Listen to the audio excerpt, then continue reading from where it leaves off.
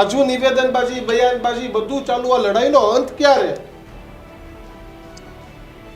બિલકુલ લડાઈનો અંત જો સરકાર ઈચ્છતી હોય, પ્રજાના હિતમાં ઈચ્છતી હોય તો જે શબ્દ કાલે જયરાજસિંહ બોલતા હતા એ શબ્દ સુપ્રીમ કોર્ટે એને બોલવાના પર પ્રતિબંધ લગાડ્યો છે. સરકારને રિપોર્ટ કરવો જોઈએ સુપ્રીમ કોર્ટને કે આ માણસ બિના મંજૂરીએ કેમ આટલા બધા ભડકાઉ ભાષણ આપે છે અને કોને મારવાની વાત કરે છે, શું કામ મારે છે, અને ભૂતકાળમાં એને માર્યા છે એવું પોતે સાબિત કરે છે. છતાંય સરકાર કાંઈ કરે નહીં તો પ્રજાના પ્રતિનિધિત્વ તરીકે સરકારને કેવી રીતે માની શકાય? સરકાર એ શું કરવા આ બધું કરે? જયરાજસિંહ છે તો ભાજપ છે અને જબરજસ્ત જીત્યા પણ છે. બિલકુલ એક વખત ટિકિટ કાપીને બતાવે. ગોંડલની અંદર જે આ ટીમ કેસરિયા પટ્ટા નાખીને રખડે છે ને, બધાય જયરાજસિંહના પર્સનલ કાર્યકર્તા થઈને કામ કરશે.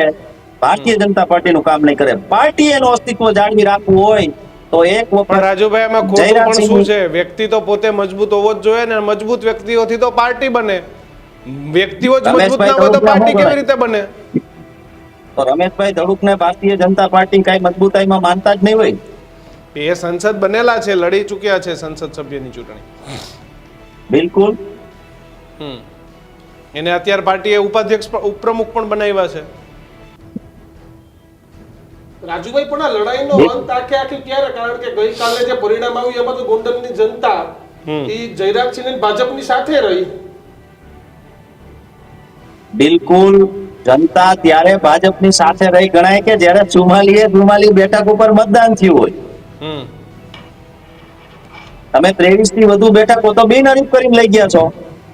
23 બેઠકો ઉપર એવા અમને ઉમેદવાર મળેલા છે કે જે એ વિસ્તારના છે, જ્યાં એ લોકોને કોઈ ઓળખતું નથી. એવા ઉમેદવારોને આપણે અને થોડું ઘણું ક્યાંક ને ક્યાંક એવું પણ બન્યું હોય કે આરક્ષિત સીટ ઉપર બીજી જગ્યાએથી માણસ આવ્યો હોય, એ અજાણ્યા પડ્યા હોય, આવું બધું થાય ને. ત્યારે જ ન્યૂઝરૂમ ગુજરાતની યુટ્યુબ ચેનલને સબસ્ક્રાઇબ કરો અને ઇન્સ્ટાગ્રામ અને ફેસબુક પર ફોલો કરો. અપડેટ રહો, સત્યની સાથે રહો.